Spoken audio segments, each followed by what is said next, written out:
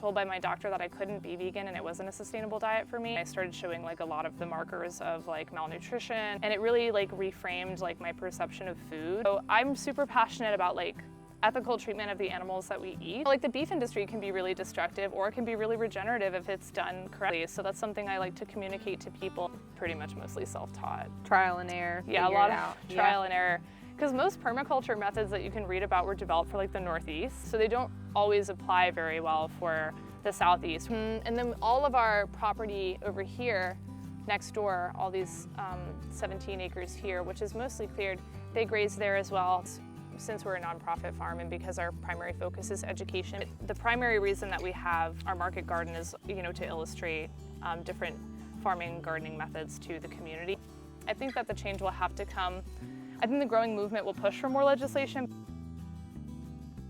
The site of our new garden. So in our garden here, we're going to be growing produce for a couple of different restaurant contracts that we have. We have some open contracts with the Bower, which is a restaurant in uptown New Orleans, and then we have another contract with the Spire Center, which is like a holistic health center. And we give them produce, and in addition to that, our seconds, or like our produce that isn't quite as fit for like sale to restaurants, that ends up in community fridges. Some of it is sold at our farm stand, and all of our proceeds are reinvested in the farm and in like various different nonprofits that are affiliated with us in the city. So it's just going to be your new garden area, basically. Yeah, so we're doing lasagna style. In southern Louisiana, we have really, honestly, unfavorable soil. We have a lot of southern Mississippi River alfluvium, I believe it's pronounced, but it's a vertisol clay. So it's really, really dark, it's really heavy. So it's not what you want. I'm looking for a good chunk. Yeah, here it is right here. Oh, so, yeah. Kind of hard to break that up a little bit, huh? Super difficult to break that up. And this is naturally occurring. You know, riverbeds deposit heavy clays. That's what they do. The Mississippi is behind me. It's like way over there, but not too far. But totally, I mean, if you fired a potato gun, the potato would probably land in the Mississippi River. And our neighbors across this pasture here, that's a farm called River Queen Greens, and they're actually the first farm in the United States that's been able to accept EBT online. So that's really cool. They're very hardworking, very busy. Wow. They're amazing people. Because we have such undesirable soil here, what we did is we went in and we sort of broke this up with the broad fork just a little bit. Okay. Not too much because we don't have access to a tiller, but we broke this up with the broad fork, and then we've put compost, manure, hay, fallen leaves, and all sorts of other organic matter on top of it. And it's going to be cover cropped tomorrow. So this soil actually is made with composted manure from the racetrack, from the New Orleans racetrack. So that's pretty cool. That's where we have Jazz Fest and everything. So that's kind of a fun fact about it. That's interesting. How did you get a deal like that? So this soil, we actually contacted a local composting network called Schmelly's, which they take produce scraps and organic matter from restaurants and like coffee shops and other businesses, and they sort of like have a little composting operation. And they gave us the information of the guy who makes this topsoil. So it's pine bark, coffee grounds, and then it's also composted racehorse manure from the racetrack. So that's pretty cool. Very cool. Yeah, so the hope is that the organic matter will create like a nice little environment for microbes, and then that can sort of like interact with the clay and sort of foster more earthworm activity and stuff like that. Open it up a little bit. Open it up a little bit. And then I'll be doing a lot of like sunflowers and tillage radish too in between seasons. Very cool. It's hard to grow stuff here. Yeah. So this is your farm growing area. That's not exactly how you started, or like make money? No, so we subsist almost entirely off of donations. So since we're a nonprofit, we rely on a couple of different donors, many of whom being members of our board of directors, as well as grants. And our mission statement here is not so much to grow food or like raise animals for eggs or meat or dairy or whatever. We'd like to say we're like growing kindness.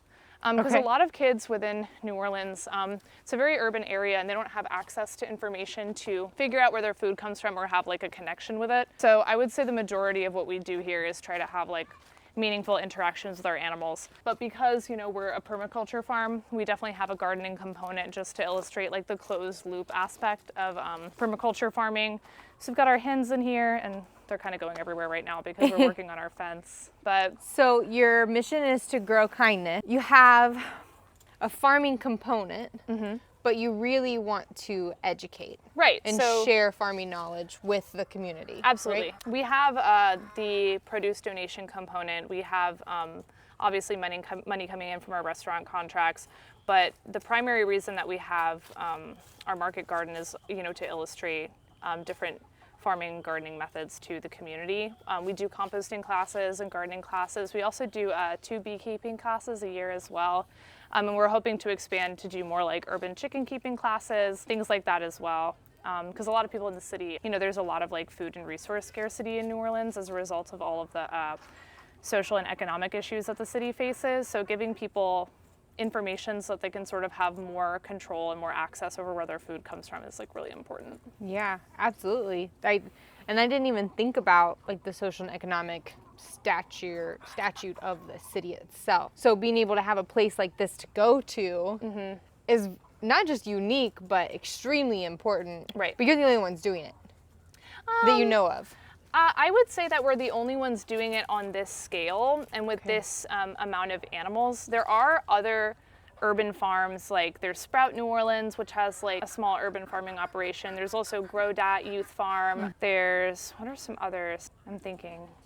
There's River Queen Greens, but they're less of an educational and more of like a production-oriented farm. And there's a couple of ones that are like up and coming, little small nonprofits within the city. But we're the only ones who are doing it in like a genuinely rural area while still remaining a part of New Orleans. Because right now we're in an annex of the city. We're quite far away from about 20 minutes outside of New Orleans proper. But this area is still zoned as being New Orleans. So we're the only, I would say, urban farm of this size and of this scale with access to like a semi-rural area to work with. So because you have that access, you've got the bigger capabilities to have things like goats and more chickens. And you got some cows over there and ponies and pigs. Yeah. So tell me more about the animals that you have here. Sure, we can start with the goats. Sure. They're, I think, one of the most interesting. So we've got a herd of 9 goats. Most of them are Nigerian dwarves. Almost all of them are rescues. So we can actually go in with them. They're super nice. Yeah. These two here, these 2 twins, this is Marbles and Blade. Their mom is behind them. Her name is Estrella. Francis came from a really great farm called Local Cooling Farm, which is located in Rio, Louisiana. They run a small local grocery called Laughing Buddha Nursery, which only stocks locally farmed products. They're amazing, Grant and Kate. And then this is her son, Freddie. Frank Sinatra's our buck. He's in the background. Spritz is on the left. He's a little white one. And then this is Peter. Bunny's got the collar on. And do we have any others? I think that's everybody. I'm going through my So what is the goat purpose notes. of these goats? Is it just to say hi and be kind of like pets, or do they have market meat responsibilities? We don't process any of the animals here on site. We do have goat milk for our staff whenever our goats have babies, but the primary purpose of our goats here is to be animal ambassadors, but they actually only spend about a few hours out of every week in this pen interacting with the public. The rest of the time, they're out rotationally grazing through our wetland because the majority of our wetland is unhealthy second growth and a lot of it is non-native species. So when we take the goats back there, it helps sort of open everything up. They really are very good at controlling the brush, and they also clear land for us whenever we're doing something with our garden. I took them through the patch that we're currently working on putting in our rows. I rotated the goats through there a few times just to get everything mown really low to the ground, and then I tarped it to solarize it. So they trimmed and lawn mowed everything for me. And then their manure is obviously incredible fertilizer. Goat manure is some of the best fertilizer that you can get. Yeah. So I use a pack barn for the goats that I inoculate with. It's a Korean natural farming method. You inoculate it with like effective microorganisms, which is a solution of various different microorganisms suspended in a molasses and water mixture. So I inoculated all their pack barn with that, and so it's actively composting, which generates heat when it's cold, which it's not very often, but whenever it is cold, it generates heat for them, and it also it neutralizes any parasite presence in their manure as well. And so twice a year that this is raked out, and we use this as compost in our garden. Where did you learn that information? I'm almost entirely self-taught. Really? Yeah. So because you don't have a farm background as far as growing up. No, I wasn't born and raised on one. Okay, so what brought you to the farm? So I'm really, really passionate about animal ethics, and I have been for a very long time, pretty much my whole life. When I was like 16 or 17, I went vegan. And I was vegan for about 2.5, 3 years, but it wasn't a sustainable diet for me. And I started showing like a lot of the markers of like malnutrition, and my blood tests were coming up like with a lot of deficiency in like B12 and D and like zinc, which a lot of vegan people have trouble getting those vitamins in their diet. I was sort of like told by my doctor that I couldn't be vegan and it wasn't a sustainable diet for me, but I still wanted to be super confident about what I was eating and like where it was coming from. So veganism really put me in a position where I started being very mindful of what I ate and what the consequences of my diet were. So I kind of just tried to find as many farmers as I could to see if they would let me come to their property and work for free. The first farm I worked on was in Poplarville, which is about an hour from here in Mississippi. It's called White Sands Farmstead with Aaron Snelling, and he's a very close friend of mine. But that was the first time I had worked in like a super like regenerative meat farm where, you know, we were harvesting the animals, they were being processed and butchered, but it was done in a way that was extremely respectful. And it really like reframed like my perception of food. Because I mean, when you think about like a head of romaine lettuce and all of the time and the energy and the suffering that it takes to get from wherever it's grown and whoever's working with it and picking it, and the tiller that's like turning up all the little animals in the soil, and then it gets to the grocery store and you buy it, like there's still death involved, but there just isn't any blood, you know? So I'm super passionate about like ethical treatment of the animals that we eat, and that's something I do try to talk about here. None of the animals here are ever going to get eaten because they have names. But I do like to touch a lot on like, you know, like the beef industry can be really destructive or it can be really regenerative if it's done correctly. So that's something I like to communicate to people, just being mindful of buying something that's organic or grass-fed when they have the option and the capability. And goats, for example, we talk a lot about how goats are like one of the most farmed animals for meat because they're so easy to feed and they're so small and compact and they reach slaughter weight much more quickly. So they're like a much more regenerative and like nature-friendly option compared to beef because of that. So Okay. yeah, so that's kind of how I got started farming, and I kind of just didn't work any other jobs afterwards. And then this is the first urban farm that I've worked at, which is, it's a lot easier in terms of like the physical labor that goes into it because it's much smaller. And I also have like people I can talk to. I don't just have to talk to ducks all day. A little more social. It's a little bit more social. But yeah, I picked up a lot of really amazing things from Aaron when I was working there. And then of course on all of the various farms I worked at afterwards, I picked up a lot of great information from those people as well. But in terms of like the majority of like what I do here, I would say that I'm pretty much mostly self-taught. Trial and error. Yeah, a lot of trial and error. Because most permaculture methods that you can read about were developed for like the Northeast, so they don't always apply very well for the Southeast, where we don't. Yeah, we don't have a hard freeze. We have really heavy alkaline clay soil here, and then during the summer it can get as hot as 106 degrees, and then maybe 6 months of no rain, and then 2 months where it never stops raining. But you're also on wetland because you're right next to the Mississippi River and then right next to the ocean. So like the soil's probably mostly always wet? Yeah, we have a really high water table, which can be difficult because it's always depositing minerals in our soil that makes it alkaline. So a couple of times a year, we'll do a sulfur application just to bring the pH to a better level for our plants. But it's always going to be kind of swimming against the current in that regard, because when you think about it, this is not really a place that necessarily wants to be farmed. So we're always towing this line between like, how can we provide the most education to our community, and how can we also avoid damaging, you know, any of our wetland? Because we do have we have Bachman's fox squirrels there, which are endangered in this part of Louisiana. We have a lot of native reptile species. We have a lot of birds of prey actually in the area. So all that is really cool. We want to be as non-intrusive as possible with the wetland, but we also want to make sure that we're like offering something of substance to the community as well. So. Absolutely. You talked about trying to just number one, educate, but get people to understand the ethical part of the choices that they can make when they are able to. For sure. How do you have that conversation with somebody who's never experienced anything other than food at the grocery store? How does that work? I think, well, usually the way we'll present it on tours is we will bring up all of the various things that an animal can offer us. So obviously we don't really eat horses in America, but with horses we talk about, you know, their use as draft animals, their use as therapy animals, the ways that they can replace mechanical machinery. And then we also sometimes touch on, you know, issues like the racetrack, horses in parades, and usually the questions will kind of come from there.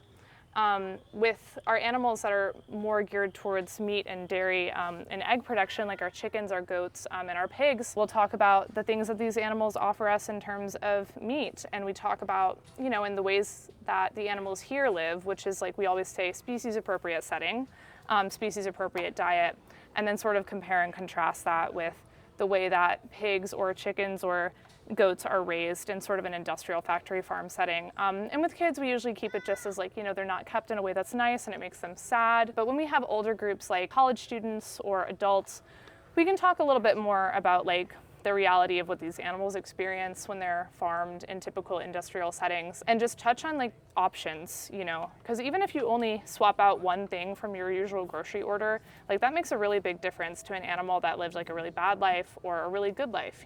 Label literacy is something I like to talk about too, like what organic and free range and grass-fed actually means.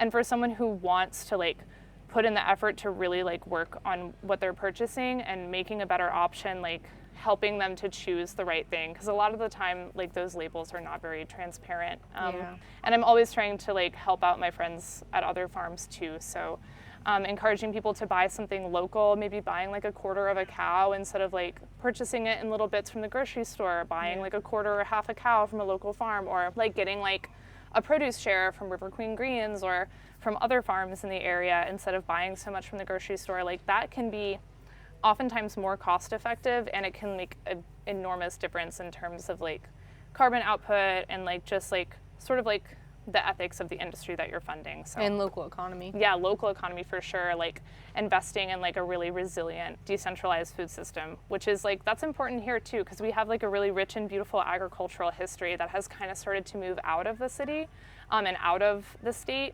because of the big companies like Driscoll's, which are located out of like Mexico and California mostly, because they cut so many corners in terms of quality and like what they pay their labor. It becomes very difficult for local strawberry producers to compete, like in terms of price. So the Ponchatoula strawberry farmers do charge more, but they find that so much of their business has moved away. And it's also because, kids growing up are not aspiring to, sit in a tractor or work out in a field all day like their mom or their dad. So you find that there's a lot of like people who are born into farming families and move away from it instead of taking the business over. I see that too. And then on the flip side, I see people like you who have no background in farming coming in. Like I don't know if it's being pushed to me because I'm in an echo chamber, but it feels like maybe it's fixing itself. The people that are getting out of the industry, there are first timers coming in to replace them. And I think that we need new blood in agriculture as well, because people can become set in their ways, and the pressure to use synthetic inputs like synthetic fertilizers and pesticides and herbicides is really, really strong. So I think that people coming in with like new ideas and like, I guess, sort of a little bit of naivety as well is really helpful for agriculture in general. The biggest barrier is just land access. So it's almost like being a little naive to some of like the generational struggles that we felt as farmers. So I'm a 6th generation farmer from the Midwest. So I feel that generational pressure of just fatigue. You're kind of coming into it new, and good, bad, or ugly, or whatever. Maybe it's refreshing. Maybe that naivete that you said is what's necessary to keep the agriculture plot driving. Yeah, and probably my kids will not want to do it. And then the cycle will just repeat. Yeah, maybe. Yeah, so these are our pigs. This is Momo, and that's Margot in the back. These are Kune. So all of our animals do have a job on the farm. These guys obviously sit around and look cute. That's a big part of their job. But pigs also, because of their rooting instinct, they're really good at turning compost. Ooh, okay. So that's one of the things that we're hoping to accomplish with them once we get them harness trained, is having a couple of compost piles set up with their rooting instincts, so that they have access to a lot of insects for their diet, and also just to illustrate one of like the many different ways that you can have pigs on a farm and like their uses. The chickens as well, we're hoping to set up a couple of piles once we're done expanding their run for chicken assisted composting, because they also love to scratch and peck and turn compost. They're very good at that as well. So yeah, right now these guys are just sort of educational. We also use them to talk about the wild hogs, which are a massive problem here. Oh, really? We have a really serious wild hog problem in this area. So when we talk to the kids about like the pigs and how cute they are, we talk a lot about mini pigs and how there's no such thing, and keeping Yes. pigs responsibly and all the things that they need and all the things that they require to be happy and healthy, as well as like, a big thing I talk about with the animals is that there's no healthy relationships without boundaries. And with pigs, you especially need to have firm boundaries because if they get out, they just are so destructive. They can be. Yeah. Yeah. Absolutely. They really can be so destructive, especially to a delicate area like a wetland, which relies so much on, plant roots to keep soil erosion Not from happening. getting torn up. Yeah. Yeah. So you have coonies because they're small and cute and friendly Yes. and docile for education. But if you're wanting to use pigs in the future for rooting, would you get a pig that maybe is known more for their rooting characteristics since coonies aren't?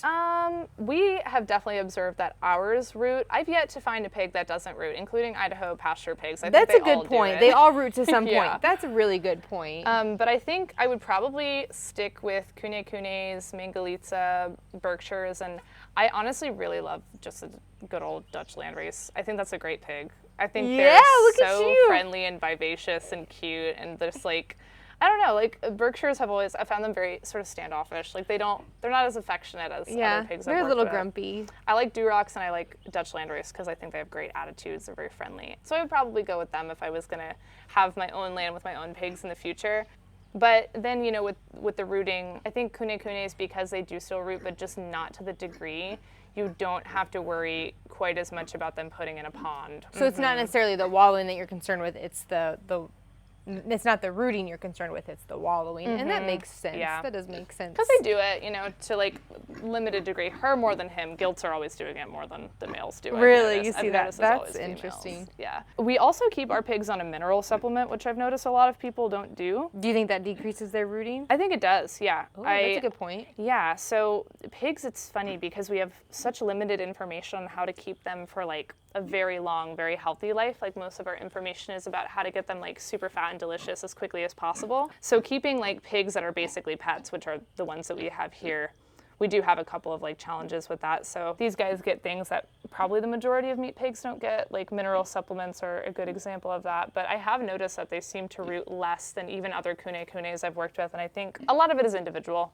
Yeah. Like they're all so different, each Yeah. pig.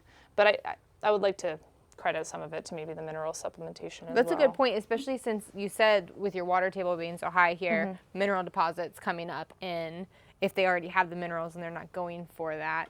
So you're just working on a balance. And I really admire your openness and maybe your self-awareness that you're like, no, I'm not just doing this because I think it's cute. Like, Right. I do have information behind it. I have research behind it. Yeah. I do know what I'm talking about. Yeah. This is just my choice. Right. And I love that about how you're managing this because Yeah. all too often some people maybe in like the agritourism world are doing things based on other people's opinions. And sometimes it can be hard to stand alone and say, no, this is my choice. Right. And I believe in my choice.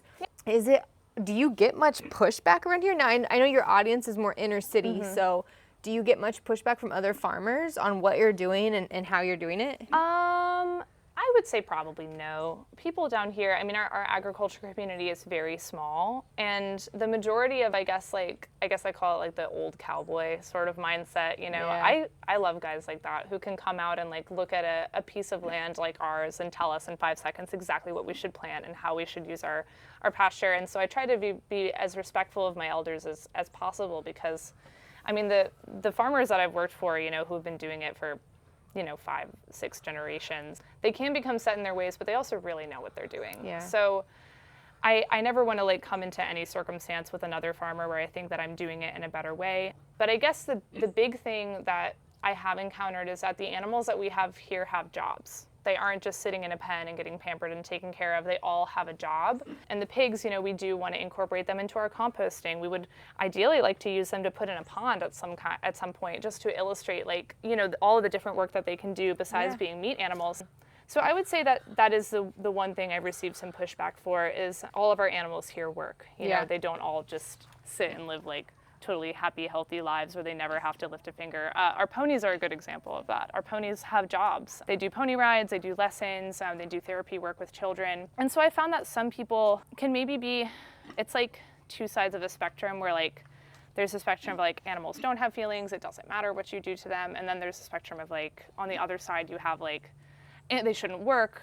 They should never have a job. They should never have to, I guess, receive any discipline or have any boundaries. So I think that's the only thing I've really encountered is that, like, we do have boundaries with our animals and they do have jobs, and we've received maybe a little bit of pushback about that, but nothing really significant, I would say. That's People are awesome. usually really excited to be here and interact with the animals, and all of the farms in the area are really friendly and nice and open about, like, the things that they've learned working down here. Yeah, that's awesome.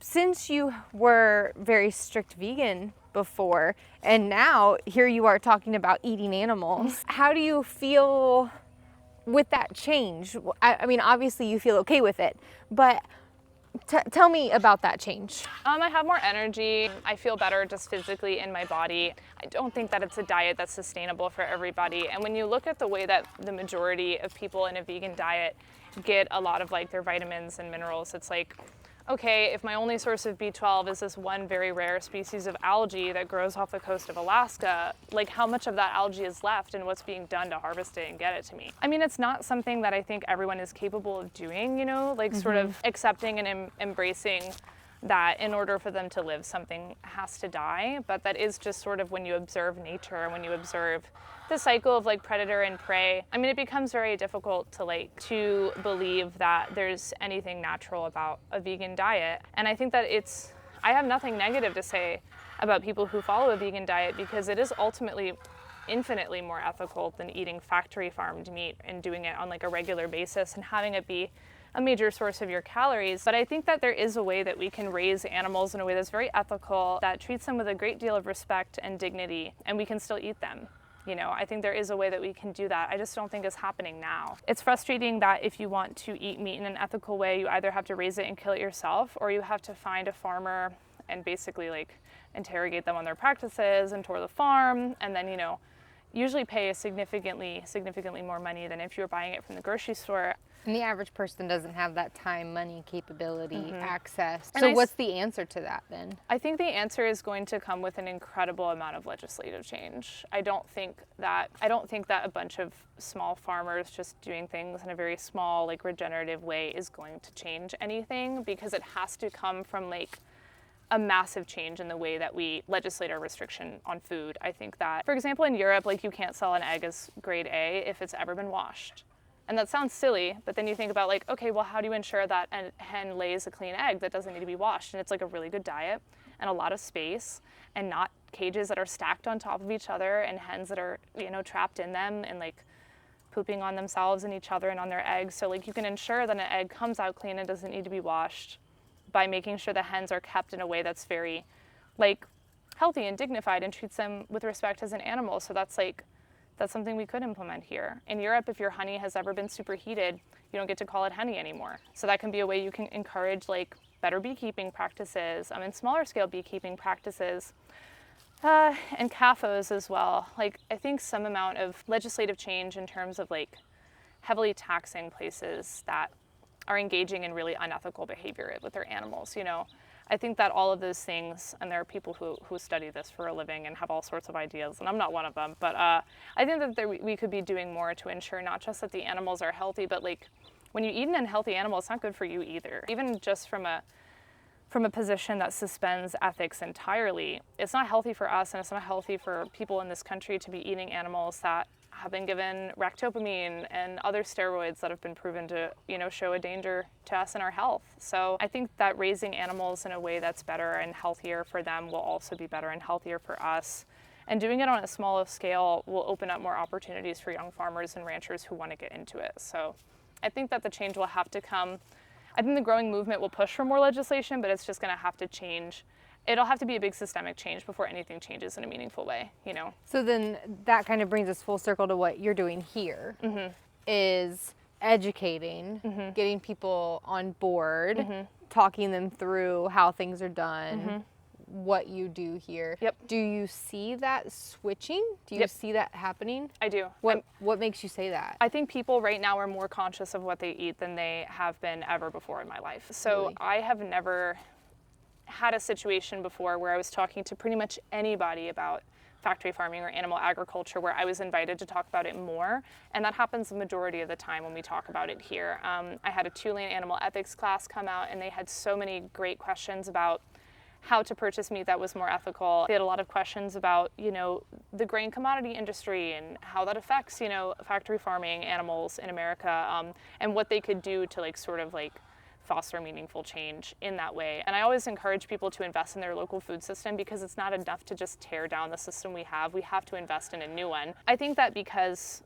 of like the current, I mean, farming is like really trendy right now, which is interesting. It's kind of weird, but it's very trendy right now, and people like, they want to know like how they can support people who are farming in like an ethical way. And so I do see a lot more interest in it than before. When I would try to talk about these things like when I was first like questioning like my diet and how it affected animals and the earth, and people would be like, no, I don't want to talk about it. It comes from the grocery store. That's where it comes from. It comes packaged in plastic. You know, meat doesn't come from an animal. Like, it wasn't something people really felt comfortable even thinking about. It was almost taboo to talk about. Yeah, it was taboo. And that's sort of what we do with factory farming, is we hide these farms way out in the middle of nowhere where no one has to look at them or see them or smell them. And like, if it was really in our face more frequently, I think that we would demand more change. Well, there's a reason why people are putting signs in their yard that says "Say no to the CAFO" when there's a new one that's trying to be zoned. Yeah, and when because then it's in their face and they have to deal with it. And these are farmers. I mean, coming from the Midwest, I mean, there was a big dairy plant trying to come into where we lived,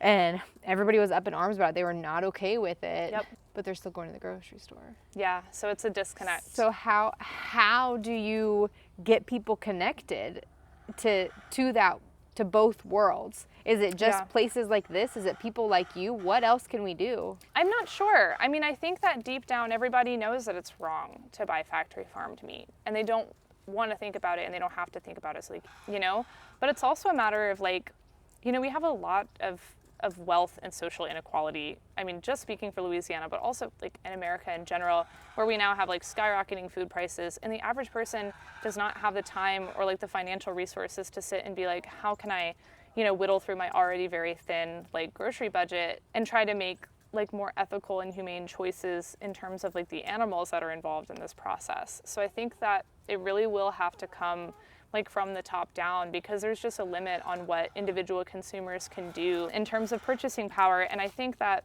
it's difficult to foster both a sense of individual responsibility as a consumer and also recognize that there is like a limit to what can be accomplished as just a small grassroots movement with the people who have the financial resources to make choices like that, because the average person really does not right now. So I think that it's going to take like a lot of people just deciding that we have to do better on like a national scale. And I don't know. I think that really small regenerative farming is great, but I also don't think that it's going to feed the whole country. I think that we need to be implementing permaculture practices on a large scale, on large scale farms. Okay. You know, we can implement things like cover cropping, composting, et cetera, on a very large scale to grow like the staple crops that we need, you know, to feed the country, like potatoes and wheat and, you know, corn to a certain extent. So I think that really small farms, really small farmers doing things in a really nice way is great, but also that food is too expensive for the average person. It's too labor intensive for the average farmer to produce. And so making the information and the resources to do things like in a permaculture method, but on a big scale, is going to make a big difference as well. And it's ultimately just going to be like a financial incentive. That's the only reason anyone ever changes anything. Yeah, that's sort of how I feel about it. Interesting. I think that I could listen to you all day talk about about what you think is going on, and I think that you have a lot of really good ideas and thought connections. Then it just comes full circle here to what you're doing, meeting people, talking to people. I mean, you never know who you're talking to. No. I mean, there could be a senator that comes out here with their grandkids one weekend, and they're like, oh, that Lauren girl, she had a lot of cool things to say. But then it's also like people at some point are going to have to start paying a little bit more for their groceries, you know, because we also spend a smaller percentage of our paycheck on groceries than any other country. So there's that too. So it's like it's like a multi-headed like hydra of an issue, you know, it's like a dragon with like 20 different heads. And so I think it has to be attacked on multiple different fronts. And I think the regenerative agriculture movement is great because it's educating people and it's like sort of bringing all this stuff to like light in a really big way. But there's still going to be big farms, and that's what we're ultimately going to need. You know, every fourth person can't be a farmer. Every 10th person can't be a farmer. Everyone can't have pigs in their backyard, you know.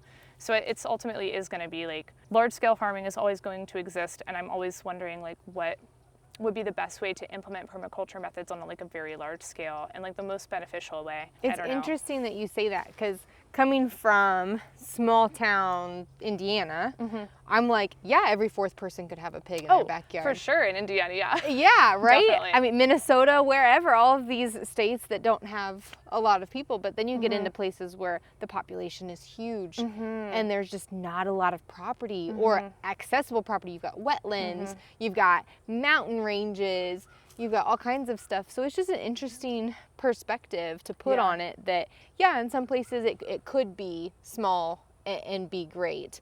I mean, big cities require an incredible amount of food just to operate, you know, and so there's always going to be big cities and urban areas that don't have farms anywhere nearby. And I think we're always going to need large-scale farming, like to produce livestock feed. There's nothing wrong with that. There's nothing wrong with growing food to feed our livestock. I don't think there's any problem with that. But trying to do so in a way where like maybe a significant portion of the corn that we grow actually gets used instead of getting tilled back into the field or thrown away, or, you know, having an individual paid by the government to destroy their crop in order to like artificially regulate prices, you know, like that amount of food waste is really difficult. And like, I think that's sort of like kind of what I try to do here is I had so many dogmatic ideas about every single thing that needed to change in the food system when I was a vegan, and I never worked on a farm and I had no idea what I was talking about. But it is just going to have to be, it's going to have to be informed by local environment, local culture, local need and demand, because coming in and just like waving a magic wand and being like, we don't factory farm corn anymore in America, like it's silly. It's not going to happen, and CAFOs won't disappear overnight. So I feel lucky to have the position that I have here and share some of this information with people, but I also, I don't know, I'm constantly like learning something new every single day, and I haven't even scraped the tip of the iceberg, it feels like. So that's awesome. What do you think is next here for Sugar Roots Farm? You've got the market garden that you're putting in, you are working on education stuff, you've got more land to clear. What's your next big project that you're working on? I would like to have 2 more plots about of this size so I can continue rotating and have 2 of them in fallow at any given time. And then ideally, I think it would be really great if we were able to offer small scale land leases to people who want to start farming but don't have the experience to go out and buy land. River Queen Greens across the pasture from there has a couple of small incubator farms on their property right now. And I think that with the current land we have here, this new acquisition, that's something that we could really like work on providing, because a community garden plot is just not big enough for someone who is really trying to get like a meaningful experience based with agriculture. So I think an incubator farm would be great for us to do. That's like really just cool. Offering incubators. Well, that is just amazing. I think that we could talk all day forever about all the things you have going on here, but there's a couple things that I want to make sure people know as they've gotten through us talking. And that's that if they wanted to donate to this nonprofit, we're gonna put a link in the description below, and they can send a donation. But they could also come out and say hi. So there are other ways that you're making money. You've charged a small admission fee to come out, feed the animals, pony rides, and then you're selling the produce that you make. So there are tons of ways that people can support. If anything grows. If anything grows. In our clay soil. So there are tons of ways that people can support you guys. If there's anybody out there though who maybe came from your background and they just are thinking, they had one very strict line of thinking and maybe they're thinking about changing their thoughts, would you give them any piece of advice? I guess one thing farming has really hammered home for me is humility. Like, there have been so many times that I've run into a problem and I felt utterly overwhelmed, and I've just ended up going to someone who knew better and being like, I don't know what I'm doing, please help me. And I've said that probably so many times, and I'm still continuing to say it. So I would say that before an individual like is inclined to pass judgment or think that they've done enough like research on their own as like one person to come to like sort of dogmatic thinking about the agriculture industry and why we do things the way we do here in America, I would sort of invite someone to just like talk to a local farmer, because like it's really important that we like humanize what is a very thankless job. It's a very difficult job, and it's like the most essential job that a human being can have. There's no job that's more important than farming. You go to the doctor like a couple times a month at most, and you go and work with a farmer or take something from a farmer or buy something from a farmer every single day. I think it's really important that people learn about local agriculture, speak to farmers on an individual level, and consider that, you know, when they're thinking about like the agriculture system in America and what needs to change, and their personal opinions on it. So you said humility, but what if they're embarrassed about maybe some of their thinking, or what if they're afraid to talk to somebody? You gotta get the heck over it. Okay. That's what I had to do. I had to get the heck over it. Yeah. I had so many like moments where I was really like anxious about, I guess, like being judged, you know, like for not knowing already. But in my experience, I don't think that, in my experience, farmers are extremely excited to talk to literally anybody about what they do and why they do it. Do you think it's because they're only talking to cows all day long? It could be. I mean, it could be because they're only talking to cows all day long. I've pulled over before and seen someone with like a really beautiful pasture and been like, what do you do? What are you planting? What is this? When do you plant it? You know, and it's just like blah, blah, blah, blah, blah, blah, blah. You know, they'll just give you tons of information. So I don't think that people should, if you have something in yourself that's like, I'm embarrassed and I'm anxious and I don't want to, you know, ask these questions, that's okay. You don't have to give those feelings any power. You know, you can just do it anyway, because that's what I eventually had to do. Because I was in this spot where it was like, oh my God, I think I have to start eating meat again, or I'm going to waste away, but I don't know how to do it. So I was put in a situation where I just had to go to farmers and beg them to let me work for free, you know, so I could get access to that information. But I don't think that there's any reason for anyone to feel anxious when they're going to talk to somebody at a farmer's market or a local farmer. And there's all sorts of like conferences and like little, like, we have like the Friends of the Fig convention, and people all get together and they'll like share different fig cultivars, and you can get saplings for figs and stuff. And so there's all these little like agrarian sort of like meetups and opportunities to like get to know more people and like ask questions. So I don't think that there's any reason to be anxious. Usually when the old cowboys, like, when they get on your butt about something, they're just picking on you. So, you know, I don't think that there's any reason for anyone to be anxious when they want to ask questions from farmers. At least I've never met a mean one, but I agree. That's just my experience. I won't say that. I've met a few mean farmers, but you got to start talking. You have to find out what they enjoy talking about. Yeah. And then they just open right up. Yeah. Yeah. And also, like, I don't know, when you're talking about like taking the life of an animal, you know, like taking food from the land, why should any of this be easy? Why should any part of it be easy? Like, this is a very meaningful, like, deep, like, intimate connection with the earth. And so, like, I think, like, letting go of the idea that anything about our food system should be easy or convenient or not take any work or be easily accessible. Like, this information is here for the people who want to work hard enough to get it. And I think a big shift that has to happen in our thinking is that food is not easy and it's not fast and it's not convenient, you know?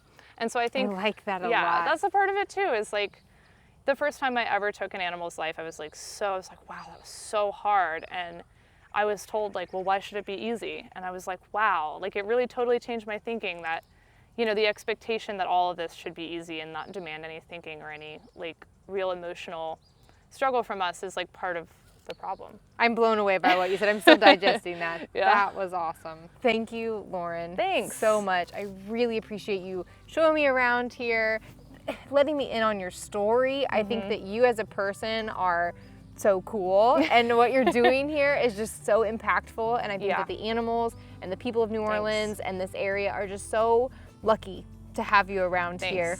So thank you so much again. I appreciate it. And if anybody is interested in coming out, links are in the description, or donating, links are in the description, right? Okay. All right. Thank you so much.